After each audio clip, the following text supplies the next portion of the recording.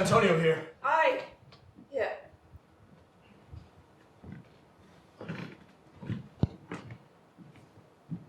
Sorry for you, Antonio. He has come to answer a stony adversary, an inhuman wretch, incapable of pity, void and empty from any dram of mercy. You have taken great pains to qualify his rigorous course. But since he stands obdurate and that no legal means can carry me out of his envy's reach, I do oppose my patience to his fury, and am armed to suffer with a quietness of spirit the very tyranny and rage of his. He comes.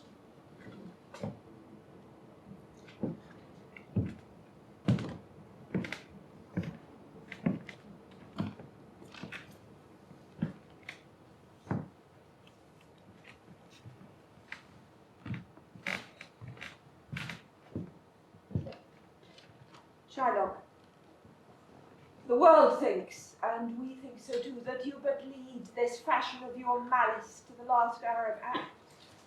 And then it is thought you will show your mercy and remorse more strange than is your strange apparent cruelty. And where you now extract the penalty, which is a pound of this poor merchant's flesh, you will not only surrender the forfeit, but touched with human gentleness and love, forgive a moiety of the principle, glancing an eye of pity on his losses that have of late so huddled on his back, enough to press a royal merchant down and pluck commiseration of his state from brassy bosoms and rough hearts of flint, from stubborn Turks and Tartars never trained to offices of tender courtesy. We all expect a Gentile answer, Jew. I have possessed you both of what I purpose, and by our holy Sabbath have I sworn to have the due and forfeit of my bond. If you deny me, let the danger light upon your charter and your city's freedom. You'll ask me why. I'd rather choose a weight of carrion flesh than to receive 3,000 ducats. I'll not answer it, but say it is my humor. Is it answered? What if my house be troubled with a rat, and I be pleased to give 10,000 ducats to have it banned? What?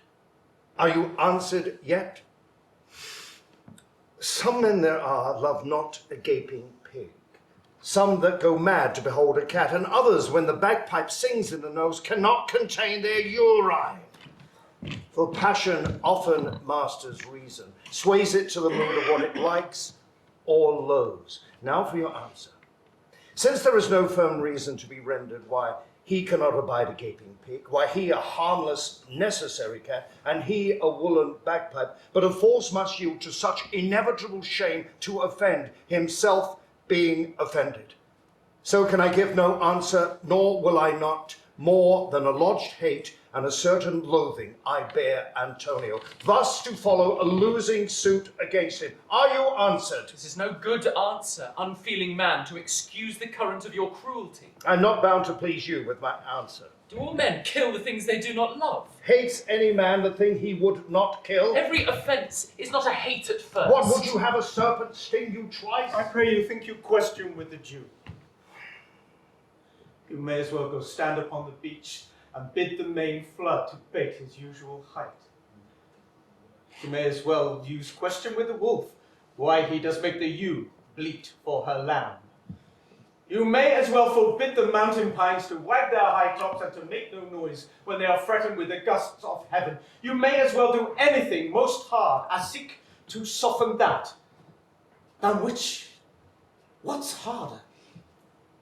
His Jewish heart. Therefore I do beseech you, make no more offers, use no further means, but with all brief and plain conveniency, let me have judgment and the Jew his will. For your 3,000 ducats, here is 6. If every ducat in 6,000 ducats were in 6 parts, and every part a ducat, I would not draw them. I would have my bond. How shall you hope for mercy, rendering none? What judgment should I dread, doing no wrong? You have amongst you many a purchased slaves, which like your asses and your dogs and mules, you use in abject and in slavish parts because you bought them. Shall I say to you, let them be free, marry them to your heirs. Why sweat they under burdens? Let their beds be made as soft as yours, and their palates seasoned with such meats. You will answer, the slaves are ours. So do I answer you. The pound of flesh which I demand of him is dearly bought. 'Tis mine, and I will have it. If you deny me, fie upon your laws. There is no force in the decrees of Venice. I stand here for judgment. Answer, shall I have it?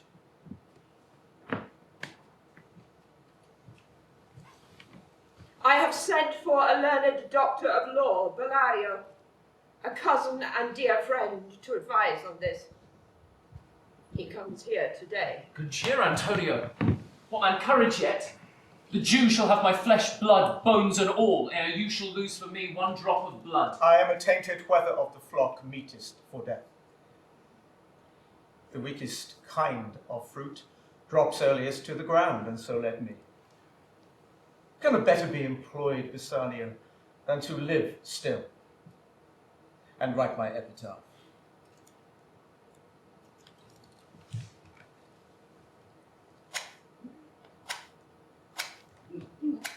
You whet your knife so earnestly. To cut the forfeit from that bankrupt there.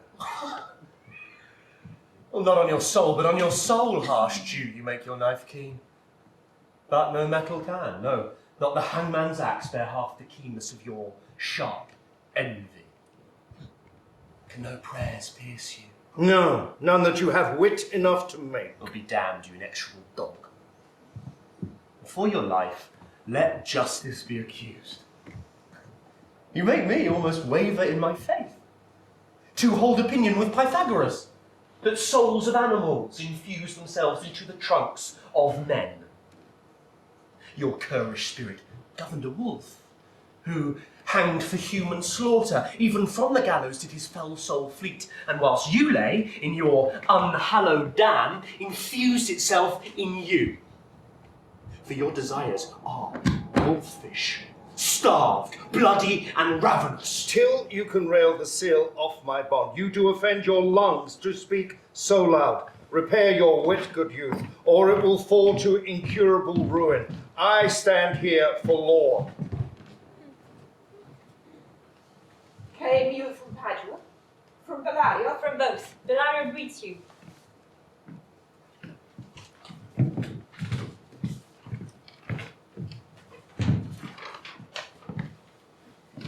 You shall understand that at the receipt of your letter I'm very sick. But in the instant that your messenger came in loving visitation was with me a young doctor in law. His name is Balthazar.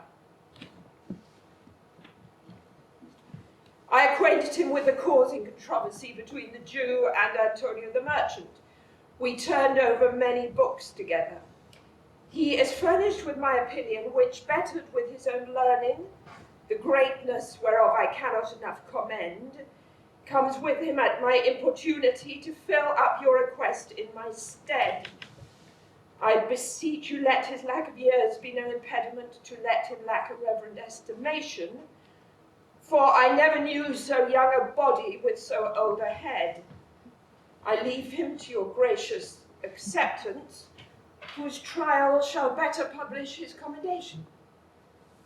Come you from old Bellario? I do. Give me your hand. You are welcome, Balthazar.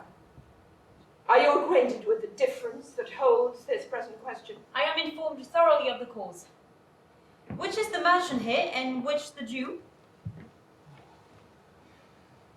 Is your name Shylock? Shylock is my name. Of a strange nature is the suit you follow, yet in such rule that the Venetian law cannot oppose you as you do proceed. You stand within his danger, do you not? Aye, so he says. Do you confess the bond? I do. Then must the Jew be merciful. On what compulsion must I? Tell me that. The quality of mercy is not constrained. It drops as the gentle rain from heaven upon the place beneath. It is twice blessed, it blesses him that gives and him that takes. It is mightiest in the mightiest. It becomes the throned monarch better than his crown. His sceptre shows the force of temporal power, the attribute to awe and majesty wherein sits the dread and fear of kings. But mercy is above the sceptred sway. It is enthroned in the heart of kings. It is an attribute to God himself, an earthly power that shows like us gods, when mercy seasons justice. Therefore, Jew, though justice be your plea, consider this, that in the course of justice, none of us should see salvation. We pray for mercy, and that same prayer does teach us all to render the deeds of mercy. I have spoke this much to mitigate the justice of your plea, which, if you follow, the strict court of Venice must needs give sentence against the merchant there. My deeds upon my head. I crave the law, the penalty and forfeit of my bond. Is he not able to discharge the money? Yes, here I tender it for him. Twice the sum. If that will not suffice, I will be bound to pay it 10 times over on forfeit of my hands, my head, my heart. If this will not suffice, it must appear that malice bears down truth. And I beseech you, rest once the law to your authority. To do a great right, do a little wrong, and curb this cruel devil of his will. It must not be. There is no power in Venice can alter a decree established. It will be recorded for a precedent, and many an error by the same example will rush into the state. It cannot be. Daniel, come to judgment. Yea, Daniel, O wise and upright judge, how do I honour you? I pray you let me look upon the bond. Here it is, most reverend Doctor, here it is.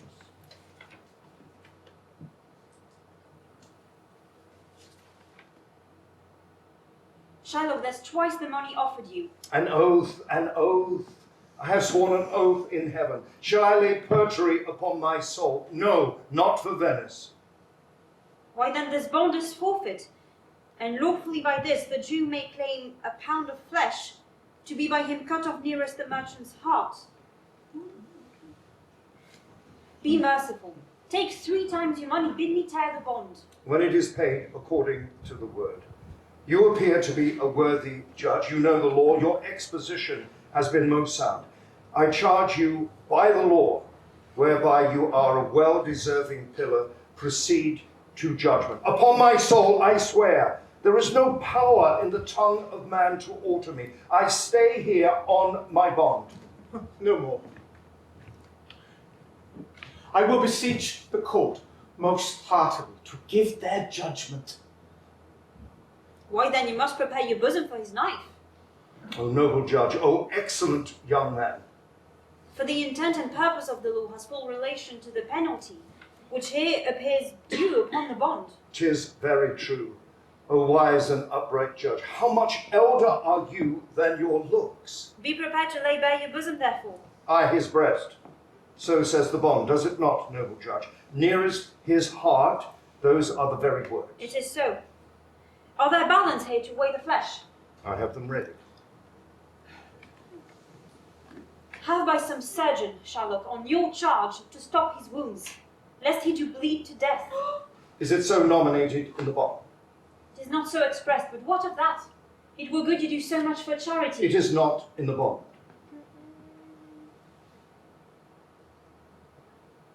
You, merchant, have you anything to say? But little. I am armed and well prepared. Give me your hand, Bassanio. Fare you well. Grieve not that I have fallen to this for you, for herein fortune shows herself more kind than is her custom. It is still her use to let the wretched man outlive his wealth, to view with hollow eye and wrinkled brow an age of poverty, from which lingering penance of such misery she doth cut me off. Commend me to your honourable wife. Tell her the process of Antonio's end.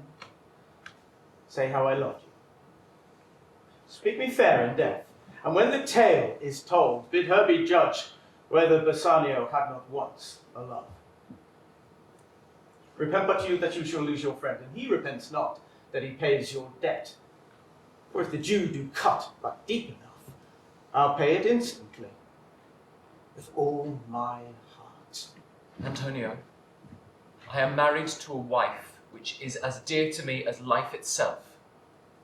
But life itself, my wife, and all the world are not with me esteemed above your life. I would lose all, I sacrifice them all here to this devil to deliver you. Your wife would give you little thanks for that if she were by to hear you make the offer. It's well you offer it behind her back. These be Christian husbands. I have a daughter. Would any of the stock of Barabbas have been our husband rather than a Christian? We trifle time. A pound of that merchant's flesh is yours. The court will award it, and the law give it. Most rightful judge. And you must cut this flesh from off his breast. The law allows it, and the court will award it. Most learned judge.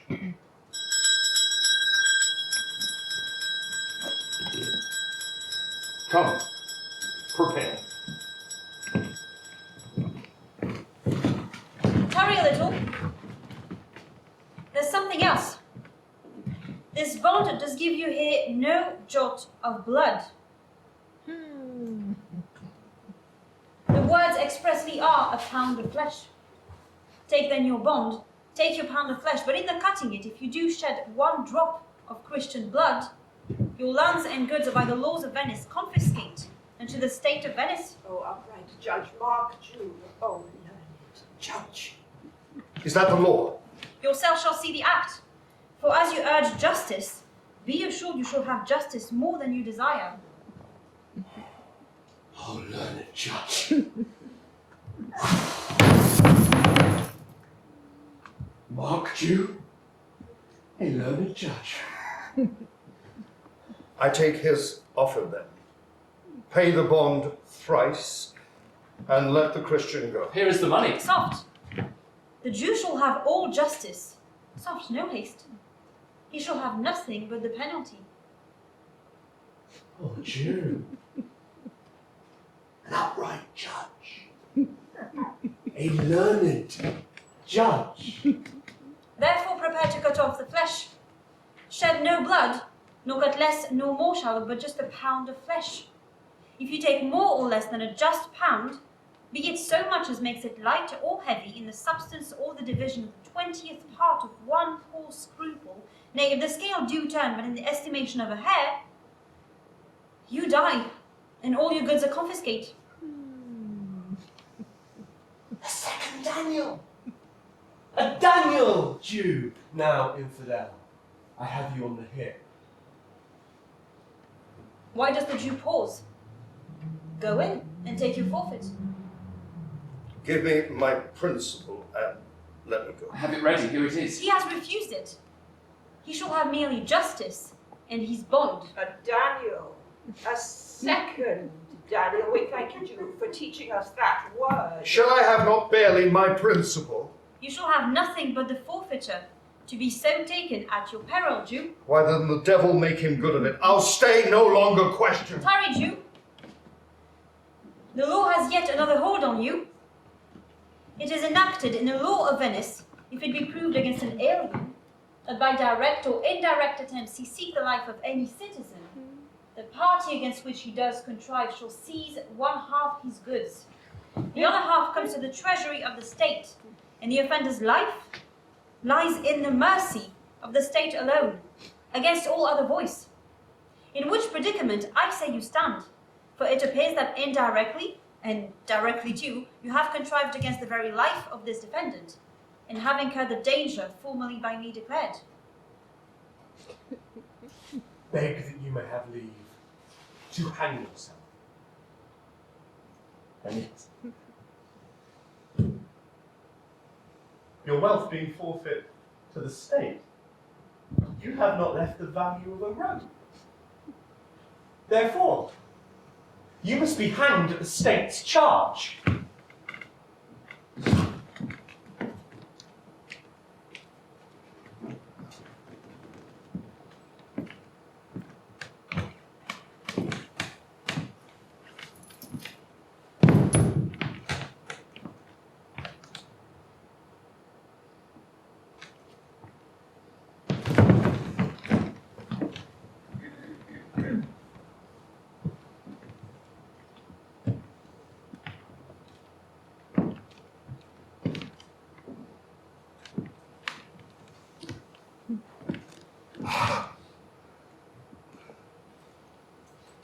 that you shall see the difference of our spirit.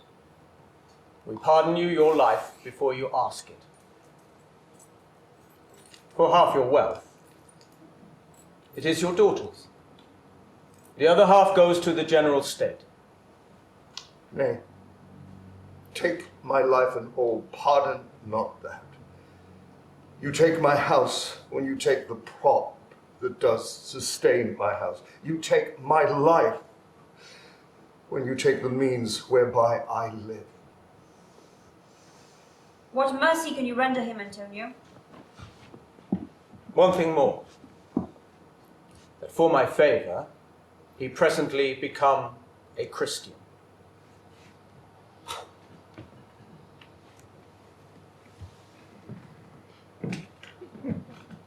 Are you contented, Jew? What do you say? I am content. I pray, give me leave to go from hence. I am not well.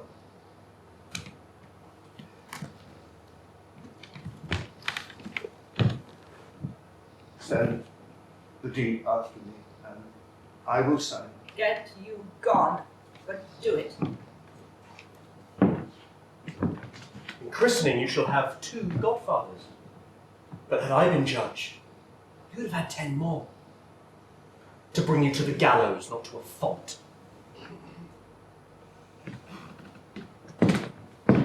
Sir, I entreat you home with me to dinner.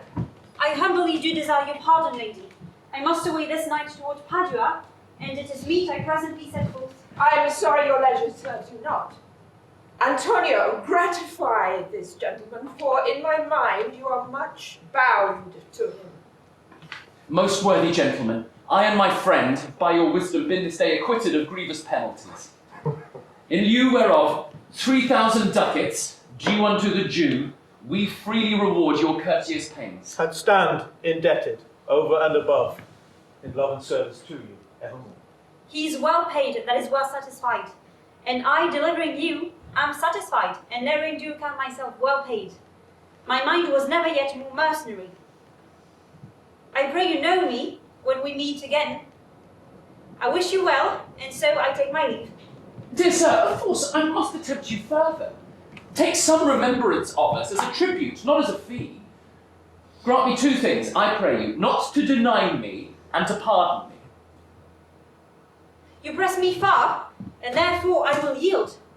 And for your love, I'll take that ring from you. Do not draw back your hand, I'll take no more. And you, in love, shall not deny me this. This ring, good sir. Alas, it is a trifle. I would not shame myself to give you this. I will have nothing else, but only this. And now I think I have a mind to it. There's more depends on this than on the value. The dearest ring in Venice will I give you, and find it out by proclamation. Only for this, I pray you pardon me. I see, sir. You're liberal in offers. You taught me first to beg, and now I think you teach me how a beggar should be answered. Good sir, this ring was given me by my wife. And when she put it on, she made me vow that I should neither sell nor give nor lose it. That excuse serves many men to save their gifts. And if your wife be not a mad woman, and know how well I have deserved this ring, she will not hold out enemy forever for giving it to me. Well, peace be with you. My dear Bassan, let him have the ring. Let his deservings and my love be valued above your wife's commandment. Go, Graziano. Run and overtake him, give him the ring. And bring him if you can to Antonio's house. Away, make haste. Come, you and I will thither presently, and in the morning early will we both fly toward Belmont. Come, Antonio.